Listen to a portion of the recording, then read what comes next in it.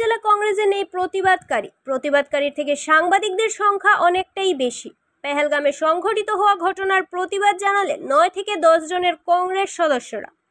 শ্রীভূমি জেলা কংগ্রেস কার্যালয়ের সম্মুখে জেলা সভাপতি রজত চক্রবর্তীর নেতৃত্বে কয়েকজন কংগ্রেস কর্মীরা হাতে মোমবাতি নিয়ে প্রতিবাদ সাব্যস্ত করে।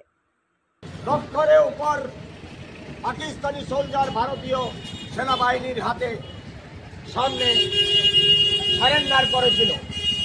একবার নয়, বারবার পাকিস্তান ভারতবর্ষের কাছে পরাভূত হয়েছে, পরাস্ত হয়েছে। এখন পর্যন্ত তাদের শিক্ষা হয়নি।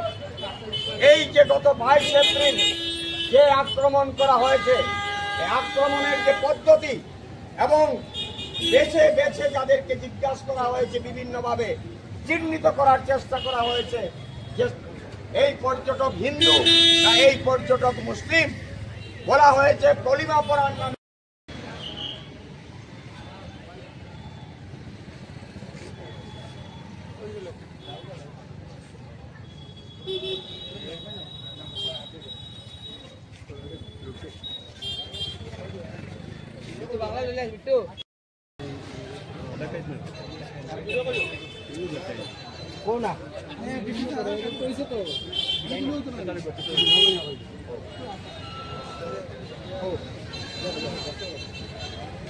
বিগত 22 এপ্রিল কাশ্মীরের পেহেলগামে অতর্কিতভাবে পর্যটকদের উপর সন্ত্রাসবাদী পাকিস্তান মদতপুষ্ট সন্ত্রাসবাদীদের আক্রমণে 26 জন ভারতীয় নিরপরাধ ব্যক্তি তাদের জীবন আত্মাহুতি দিয়েছেন। তাদেরকে হত্যা করা হয়েছে। স্বাধীনতার পর একবার নয়, বারবার পাকিস্তানকে ভারতবর্ষ শিক্ষা দিয়েছে। একবার নয়, বারবার দেওয়া হয়েছে। প্রয়াত প্রধানমন্ত্রী শ্রীমতী ইন্দিরা গান্ধী 1971 ইংরেজিতে বিগত 22 এপ্রিল কাশ্মীরের পেহেলগামে অতর্কিতভাবে পর্যটকদের উপর সন্ত্রাসবাদী পাকিস্তান মদতপুষ্ট সন্ত্রাসবাদীদের আক্রমণে 26 জন ভারতীয় নিরপরাধ ব্যক্তি তাদের জীবন আত্মাহুতি দিয়েছেন। তাদেরকে হত্যা করা হয়েছে। স্বাধীনতার পর একবার নয়, বারবার পাকিস্তানকে ভারতবর্ষ শিক্ষা দিয়েছে। একবার নয়, বারবার দেওয়া হয়েছে।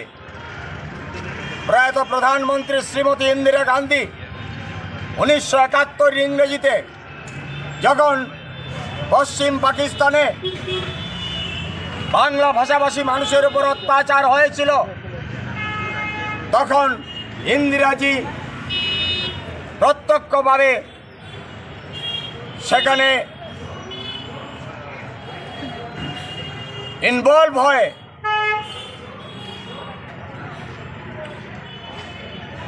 সে সাহায্য করেছিলেন এবং তৎকালীন বিরোধী দলপতি ভারতীয় জনতা পার্টির অটল বিহারী বাজপেয়ীজি দেবী দুর্গার সঙ্গে ইন্দিরা গান্ধীর তুলনা করেছিলেন 1971 ইংরেজির সেই যুদ্ধের পর। 1961-তে লক্ষ্যের উপর পাকিস্তানি সোলজার ভারতীয় সেনাবাহিনীর হাতে সামনে সারেন্ডার করেছিল। একবার নয়, বারবার পাকিস্তান ভারতবর্ষের কাছে পরাভূত হয়েছে, পরাস্ত হয়েছে, কিন্তু এখন পর্যন্ত তাদের শিক্ষা হয়নি।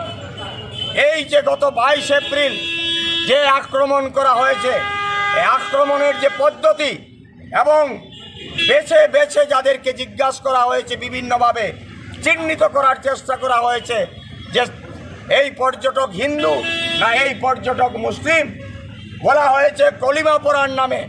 এবং কলিমা যদি পড়তে পারা হয়েছে তাকে ছেড়ে দেওয়া হয়েছে, যে কলিমা পড়তে পারেনি তাকে রেহাই দেওয়া হয়নি। এটা কিসের ইঙ্গিত? এটা কিসের ইঙ্গিত বহন করছে?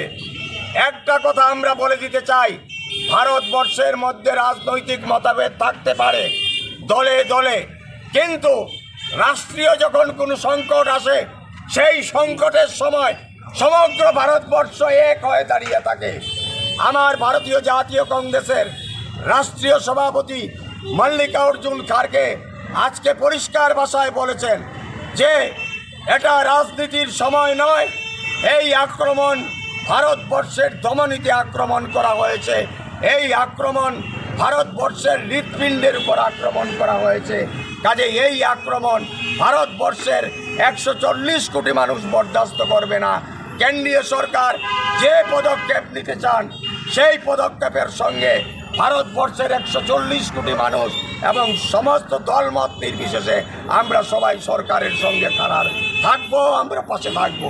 তাই পাকিস্তানি মদতপুষ্ট উগ্রপন্থীদের আবার আমরা হুঁশিয়ারি দিতে চাই যে ভারতবর্ষ যদি ইচ্ছা করে, ভারতবর্ষ যদি চায়, it's a matter of 2 hours to take over Pakistan within the territory of India. It will take 2 hours time to take over Pakistan within the territory of India. কাজেই সেই পর্যায়ে যাতে চিন্তাধারা ভারতবর্ষকে করতে বাধ্য না করেন, পাকিস্তানপন্থী সন্ত্রাসবাদী এবং পাকিস্তানি যারা রয়েছেন তাদের উদ্দেশ্যে আজকে এই ক্যান্ডেল মার্চের মাধ্যমে আমরা এই হুঁশিয়ারি দিতে চাই। এবং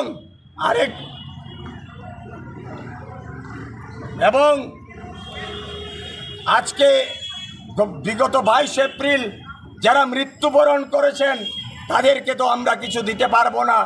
এই নিরীহ নিরপরাধ পর্যটকদের যেভাবে হত্যা করা হয়েছে, আমরা যারা মৃত্যুবরণ করেছেন তাদের বিদেহী আত্মার চিরশান্তি কামনা করছি। তাদের শোকসন্তপ্ত পরিবারের প্রতি আমরা সমবেদনা জ্ঞাপন করে আমাদের এই আজকের কার্যসূচি এখানেই সমাপ্ত করছি।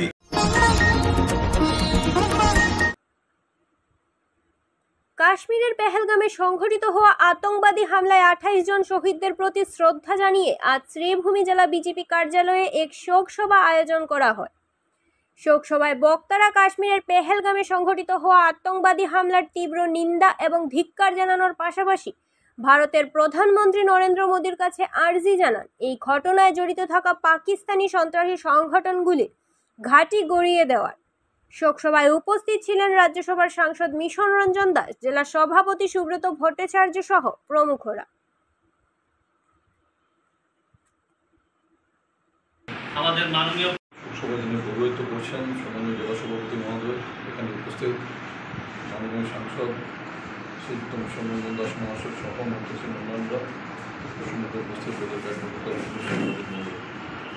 আজকে এই শোকসভায় অন্যান্যদের মতো আমি শোক প্রকাশ করছি। কাশ্মীরের এই পেহেলগামে যারা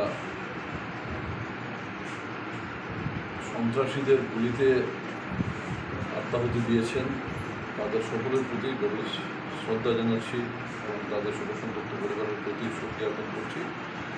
আর সেই সঙ্গে আশা প্রকাশ করছি যে মাননীয় নরেন্দ্র মোদীজির নেতৃত্বাধীন কেন্দ্র সরকার যত উপযুক্ত এবং সময়োচিত পদক্ষেপ নেবেন যাতে ভবিষ্যৎ দিনে এই দেশ সন্ত্রাস মুক্ত থাকে। বিভাগের প্রধান সবাইকে নিয়ে যে সভা হয়েছে, সেই সভায় বিভিন্ন সিদ্ধান্ত হয়েছে এবং আজকের দিনে আমাদের কাছে যতটুকু জানা খবর সর্বদলীয় এক সভা হচ্ছে। অল্প কিছুক্ষণ আগে আমরা দেখতে পেয়েছি কানপুরে যে নববিবাহিত যুবককে নির্মমভাবে হত্যা করা হয়েছিল, সেই যুবকের বাসায় উত্তরপ্রদেশের মাননীয় মুখ্যমন্ত্রী যোগী আদিত্যনাথজি এসেছিলেন এবং পরবর্তী সময়ে মিডিয়ার সামনে নানা বিষয় নিয়ে উল্লেখ করেছে। তাই দেশ আজ এই পরিস্থিতির সময় সকল ভারতীয়দের একই ইচ্ছায় জবাব দিতে হবে এবং আমি বিশ্বাস করি একজন ভারতবাসী হিসেবে পাকিস্তানিদের জবাব দেওয়ার পাশাপাশি রাষ্ট্রবাদী চিন্তাধারার বাইরে যে সমস্ত মানুষ আছে বা ভারতবর্ষের রাষ্ট্রবাদী চিন্তাধারাকে যারা সম্মান দেয় না এই দেশে থেকে, তাদেরকেও যোগ্য জবাব দেওয়ার সময় হচ্ছে।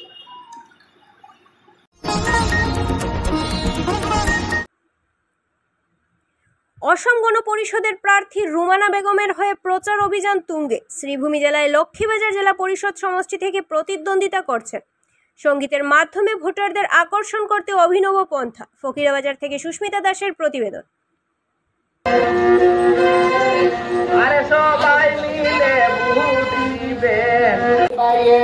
উন্নয়নের চিন্তা করিয়া হাতির ছবি লইয়া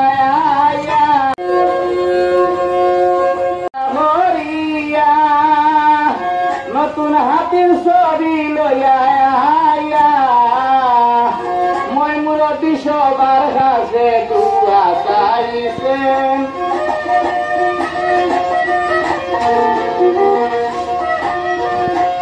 মই মুরব্বী সবাই মিলে পরামর্শ দিতেন। আমরা তো জানি গো আমরার বাসি পাইয়াব না, এই মিনতি করি বুটার গন ভুলে যাইও না। আমরা তো জানি রে আমরার বাসি পাইয়াব না, বাসিত পাইয়ে। আগামী 2 মে রয়েছে পঞ্চায়েত নির্বাচন। আর পঞ্চায়েত নির্বাচনকে কেন্দ্র করে কিন্তু সমস্ত রাজনৈতিক দলের মধ্যে দেখা যাচ্ছে তোড়জোড়ে ব্যস্ততা। আমরা এই মুহূর্তে রয়েছি অগপ দলের রুমানা বেগমের প্রতিনিধি সহ ওনার সমর্থকদের সামনে। ওনাদের কাছ থেকে আমরা জেনে নেব আপনাদের এই বছরের পঞ্চায়েত নির্বাচনের আপনাদের কি পরিকল্পনা রয়েছে। হ্যাঁ, 2026 পঞ্চায়েত নির্বাচনে এনডিএ অ্যালায়েন্সের প্রার্থী রুমানা বেগম ইলেকশন এজেন্ট। আজকে এই ফকিরাবাজার টু নির্বাচনীয় জনসভা অনুষ্ঠিত হব সন্ধ্যা 6 বাজার পিছত। তো এইটু সবার কাজ চলছে, আরম্ভ হবে অতি অল্প সময়ের ভিতর। তো মেইন এজেন্ডাটুকু হচ্ছে যে আমাদের ক্যান্ডিডেট টু এনডিএ অ্যালায়েন্সের ক্যান্ডিডেট বিজেপি সেই সিটে কোনো প্রার্থী দেয় নাই। বিজেপি সরাসরি রুমানা বেগমের পাশে রয়েছে এবং অসম গণ পরিষদ যে দলটি, সেই দলটি গ্রামগঞ্জে যথেষ্টভাবে পরিচিতি। দুবার সেখান থেকে বিধায়ক সিরাজুল হক চৌধুরী সেখান থেকে বিধায়ক হয়েছেন এবং উনার একটা মডেল রয়েছে। তাই মানুষ সেই পুরোনো হাতিটিকেই আবার পছন্দ করেছে এবং উন্নয়নের স্বার্থে এই রুমানা বেগমকে মানুষকে ভোট দিবে বলে আমাদেরকে প্রতিশ্রুতি দিচ্ছে গ্রামান্তরে। আপনাদের যে প্রার্থী রয়েছেন রুমানা বেগম, ওনার যে প্রতিদ্বন্দ্বিতা করছেন, ওনার জয় নিয়ে আপনারা কতটা নিশ্চিত? হ্যাঁ, উনি জয় হবেন। কত ভোটে জয় হবেন বলে আপনারা মনে করছেন? উনি তো মিনিমাম 20,000-এর বেশি ভোটে জিতবেন মিনিমাম। আপনাদের যেহেতু 8টা জিপি রয়েছে, যে টোটাল পপুলেশন প্যাটার্ন রয়েছে, আপনি দেখুন আজকে শনিবারি বাজার গেলে দেখুন সেখানের অবস্থা। সেখানে উনি গ্রামের ক্যান্ডিডেট, সে কি হোম জিপিতে 80% ভোট পাবে, আজকে লক্ষ্মীবাজারে ভোট পাবে, আজকে এই দলগামে ভোট পাবে, আজকে ব্রাহ্মণ শাসনে জীবিতে ভোট পাবে, আজকে রানীবাড়িতে ভোট পাবে, আজকে পাতুরসুরি গ্রামে ভোট পাবে, পানিঘাটে ভোট পাবে। বিভিন্ন হ্যাবিটেশন রয়েছে। 1,03,000 ভোটারের মধ্যে কত পার্সেন্ট মানুষ কংগ্রেসকে বিগত হাফিজ রশিদ আহমেদ চৌধুরীকে ভোট দিয়েছিল সেটার তুলনা করে দেখুন। উনাকে সব অর্গানাইজেশন ভোট দিয়েছে, রাজ্য দলও ভোট দিয়েছে, এজেপি ভোট দিয়েছে, বিভিন্ন এনজিও সেক্টরকে ভোট দিয়েছে। হাফিজ রশিদ আহমদের মতো একজন প্রার্থীকে মানুষকে ভোট যারা দিয়েছে, উনিও সেই আসনে জয়ের হাসিল দেখতে পারেননি। আজকে পঞ্চায়েত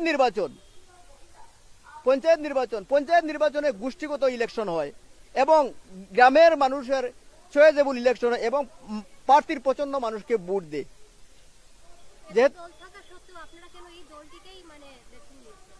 এই দলটি আসাম সরকারের গুরুত্বপূর্ণ স্থানে রয়েছে। আমাদের 2জন মন্ত্রী রয়েছেন এবং ডেভেলপমেন্ট বোর্ডে বিভিন্ন কর্মকর্তা রয়েছেন এবং উন্নয়ন হচ্ছে যেভাবে হিমন্ত বিশ্ব শর্মার নেতৃত্বে। হ্যাঁ, তাই উন্নয়নের ধারা প্রতিহত রাখার জন্য এই দলটি আমরা বেছে নিয়েছি এবং আমাদের বিশ্বাস রয়েছে মুখ্যমন্ত্রী হিমন্ত বিশ্ব শর্মার উপর। উনি একজন উচ্চ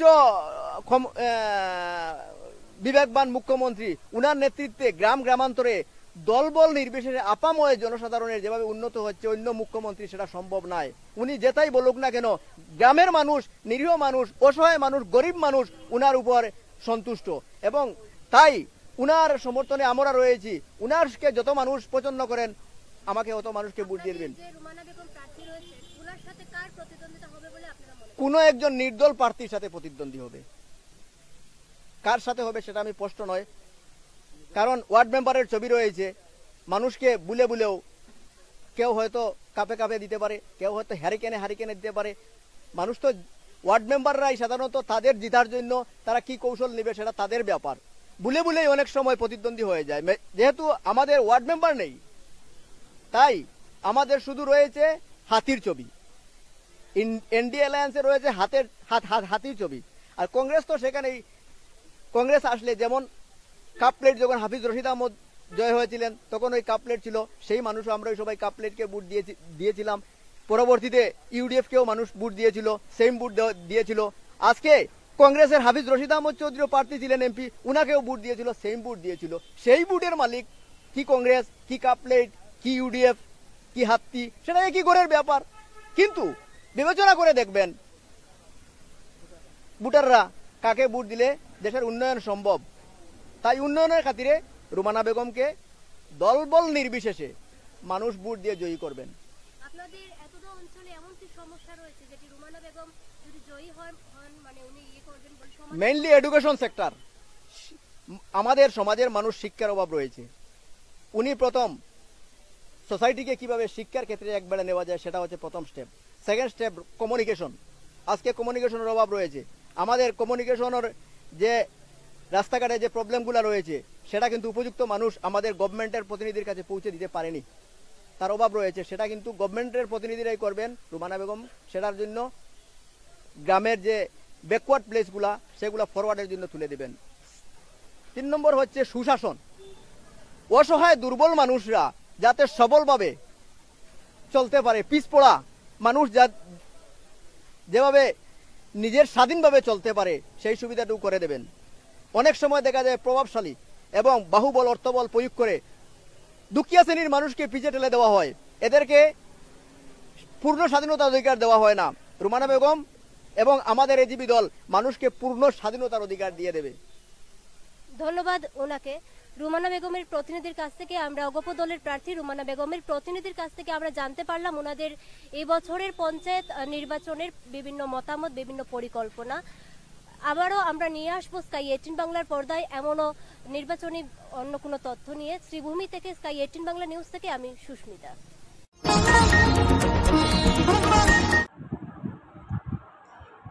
ট্যাক্সি গাড়ি লই জাম শিলংত, এই গানটি আপনারা নিশ্চয়ই শুনেছেন। কিন্তু এইবার ট্যাক্সি গাড়ি নিয়ে শিলংয়ে না, ট্যাক্সি গাড়ি নিয়ে গ্রামে গ্রামে যাচ্ছেন একজন নির্দল প্রার্থী। এই প্রার্থীজন প্রতিদ্বন্দ্বিতা করছেন রামচন্ডী নিমাইচাঁদপুর জেলা পরিষদ আসনের নির্দল প্রার্থী দিলওয়ার হুসেইন লস্কর।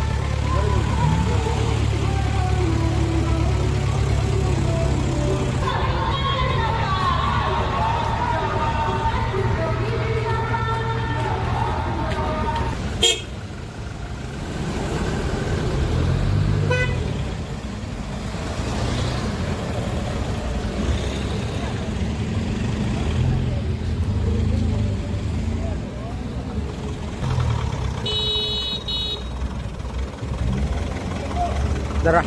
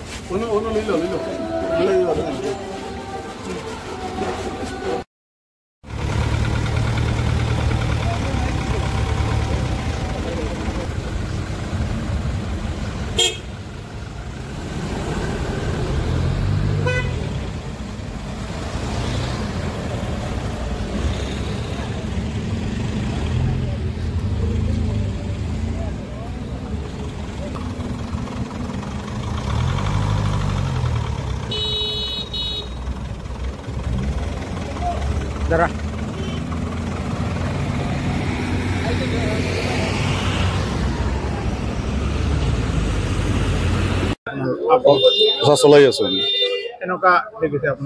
আমি দেখিছো রামচন্দ্ৰী নিৰ্বাচনপুৰ জিলা পঞ্চায়ত আসনত মোৰ লগত কাৰো কোনো প্ৰতিদ্বন্দ্বিতা নহ'ব ইনশাল্লাহ বিনা প্ৰতিদ্বন্দ্বিতায় বহুত বিপুল ভোটত জয়ী হ'ম ইনশাল্লাহ এই নিৰ্বাচনপুৰত যাম খেলখাউৰী বজাৰত যাম পাৱাৰঘাট বজাৰত যাম নিজবৰ্ণাৰপুৰত যাম বাংগালপুৰত যাম আমি সব ঠাইত গৈ আছো আমি সব মানুহে মোক ইমানে মৰম দিছে আমি ভাষাটো প্ৰকাশ কৰিব নাই মই গৈ আছো মোক মানুহে মাতিছে মই টাইম দিব পৰা নাই এনেকুৱা হৈছে ভাত খাব পৰা নাই টাইম দিব পৰা নাই এনেকুৱা হৈছে সব মানুহে মোক মাতিছে ইমান মৰম দিছে যে মানুহৰ ওচৰত আমি চিৰঋণী চিৰকৃতজ্ঞ প্ৰকাশ কৰিছো আৰু চাওক ৰামচন্দ্ৰী নিৰ্বাচনপুৰ জিলা পঞ্চায়ত আসনত আমি নিৰ্দলীয় হিচাপে প্ৰতিদ্বন্দ্বিতা কৰিছোঁ আমাৰ প্ৰতিচিহ্নখন দেখিছে আমি ডাইৰেক্ট আমি মোৰ নিজৰ প্ৰতিচিহ্নত আমি উঠি গৈছোঁ আমাৰ টেক্সি প্ৰতিচিহ্ন হ'ল টেক্সি গাড়ী মানুহে বিচাৰিছে মোৰ টেক্সি গাড়ীখন 108 হ'ব লাগে আৰু আচৰিত এটা কথা আমাৰ ইউডিএফ দলৰ বিধায়ক হাজী নিজামুদ্দিন চৌধুৰী সাহেবে আহি অখিল গগৈ প্ৰচাৰ চলাইছে আৰু এটা আচৰিত কথা অখিল গগৈয়ে সদায় ইউডিএফক গালি মাৰি থাকে এতিয়া তেওঁৰ পাৰ্টিৰ মনোনীত প্ৰাৰ্থীক ইউডিএফৰ বিধায়কে এই প্ৰচাৰ চলাইছে আমি সকলো দলৰ ধৰ্ম বৰ্ণ ভাষা নিৰ্বিশেষে সকলো সমৰ্থন বিচাৰিছোঁ সকলো ৰাইজে মোক সমৰ্থন দিছে আমি নিৰ্দলীয় প্ৰাৰ্থী কিন্তু দেখা গৈছে যে ইয়াত ইউডিএফৰ বিধায়ক সদায় অখিল গগৈ ইউডিএফক গালি পাৰি থাকে আৰু এতিয়া ইউডিএফৰ বিধায়কে আহি ৰাইজৰ দলৰ প্ৰাৰ্থীক হেৰি কৰি আছে কি কয় প্ৰচাৰ চলাই আছে চাওক ৰাইজৰ দলৰ কি কয় আপোনাৰ চিম্পল টল চিলিণ্ডাৰ যেতিয়া চিলিণ্ডাৰটো বাষ্ট মাৰিব হাত পা যেতিয়া জ্বলিব তেতিয়া মোৰ এই এম্বেচাডাৰখনে লৈ যাব হস্পিটেলত এইটো আমি নিজাম চৌধুৰীক কৈছোঁ আৰু নিজাম চৌধুৰী লাষ্ট থকা উচিত ছিল তেওঁৰ ল'ৰাক ৰাইজৰ দলক জইন কৰাইছিল যে তেওঁৰ নিজা হোম জিলা পৰিষদত আলগাপুৰ কাঞ্চনপুৰ জিলা পঞ্চায়ত আসনত প্ৰাৰ্থী প্ৰক্ষেপ কৰিবৰ কাৰণে মানুহে প্ৰত্যাখ্যান কৰিছে তেওঁ নিজৰ ল'ৰাক তাতে প্ৰাৰ্থী দিব পৰা নাই এতিয়া আহিছে মৰিয়াত তেখেতক জানিব লাগে যে চিলিণ্ডাৰটো যেতিয়া বাছ মাৰিব তেতিয়া গম পাব কিন্তু লাষ্ট টাইমত আমিয়ে মোৰ টেক্সিখন দি নিতে পঠিয়াই দিম মইতো আগতে ভাবিছিলোঁ যে মোৰ কংগ্ৰেছৰ লগত প্ৰতিদ্বন্দ্বিতা হ'ব কংগ্ৰেছৰ ডিষ্ট্ৰিক্ট প্ৰেচিডেণ্টো ইয়াৰ কেণ্ডিডেট কিন্তু টিকেটৰ লৈ কিবা এটা খেলি মেলি হৈছে এনেকুৱা দেখিলোঁ যে প্ৰথম সেইদিনাখন ডিষ্ট্ৰিক্ট প্ৰেচিডেণ্টৰ ঘৰত CRPFে চিকিউৰিটি দিব লগা হৈছে যেতিয়া এজন কেণ্ডিডেট ঘৰৰ পৰা ওলাব পৰা নাই আমাৰ প্ৰতিদ্বন্দ্বীৰ কাৰ লগতে হ'ব আৰু ৰাইজৰ দলৰ প্ৰাৰ্থী সদায় সব মানুহে জানে সদায় হাই দি থাকে ৰাস্তাত তেনেকুৱা নাটক কৰি থাকে হৈ থাকে পুলিচে উঠাই তোলে এটা আন্দোলন একো সমাধান হোৱা নাই পিছত কি হয় মিলামিলি হৈ যায় সব মানুহে জানে যাৰ কাৰণে মানুহে আঁকোৱালি লোৱা নাই মানুহে প্ৰত্যাখ্যান কৰিছে আপোনালোকৰ সাহায্য সহযোগিতা বিচাৰিছোঁ ইনশাল্লাহ আমি জয়ী হ'ম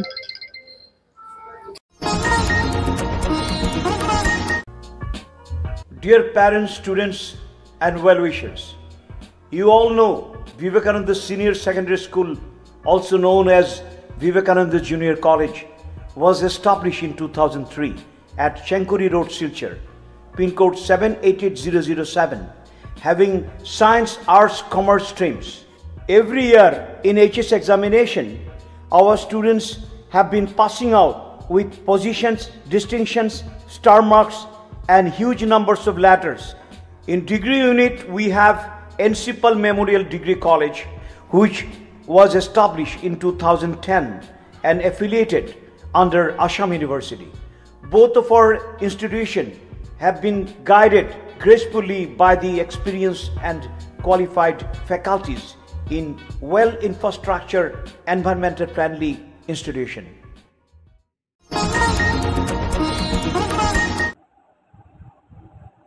আসন্ন ত্রিস্তরীয় পঞ্চায়েত নির্বাচনে রাজ্যের প্রথম পর্যায়ের নির্বাচন অনুষ্ঠিত হবে 2 মে। হাতে মাত্র আর কয়েকটি দিন বাকি। দ্রুত গতিতে চলছে নির্বাচনের কাজ। আজ পাথারকান্দি সমজেলায় স্ট্রং রুম পরিদর্শন করার পাশাপাশি প্রত্যেক রাজনৈতিক দলের কর্মকর্তাদের সামনে রেখে নির্বাচনের প্রয়োজনীয় নিয়ম মতে ব্যালট বক্স এনে স্ট্রং রুমে সিল করে রাখলেন জেলা আয়ুক্ত প্রদীপ কুমার দ্বিবেদী। সঙ্গে ছিলেন সমজেলা আয়ুক্ত মিনার্ভা দেবী আরামবাগ, অতিরিক্ত জেলাশাসক রূপক মজুমদার, পাথারকান্দি চক্র আধিকারিক বলিন বাবা বালারি, সহযোগী চক্র আধিকারিক অদিতি নুনিশা, পাথারকান্দি খণ্ড উন্নয়ন আধিকারিক Ajay Karki Chhetri.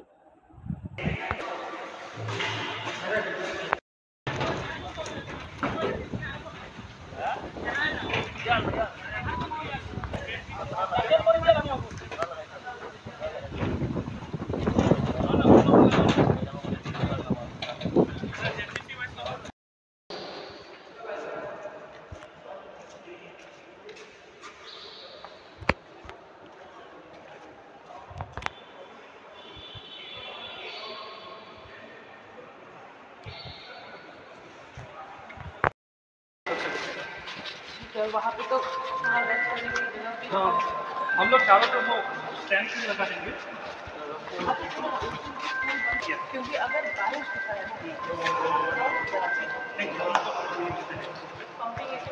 Counting agent only जो स्थिति चल रहा है उसका ही काउंटिंग एजेंट है। अच्छा ये इधर ब्लॉक हो गया यहाँ से और इधर स्ट्रॉन्ग रूम था ना उधर से बाहर से निकलना और ये वाला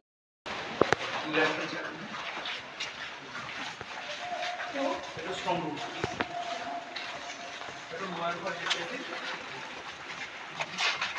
আমি কোন কোন জায়গা কোন কোন পিএস থাকিব আমি মার্ক করতে চাই 4 5 6 7 आदेश है कि को डिस्ट्रिक्ट लेवल पे भी चुनाव होना है, पंचायत चुनाव, तो जितनी भी तैयारियां हैं उनका जायजा लेने के लिए हम यहाँ पे आए थे और देखा, स्ट्रॉन्ग रूम विजिट किया। तैयारियां सब सफिशिएंट हैं एंड वी आर होपफुल कि बहुत अच्छे से शांतिपूर्ण तरीके से निष्पक्ष चुनाव की प्रक्रिया संपन्न करने में हम लोग सक्षम होंगे। एज इन इलेक्शन के लिए या इन जनरल बात कर रहे हैं?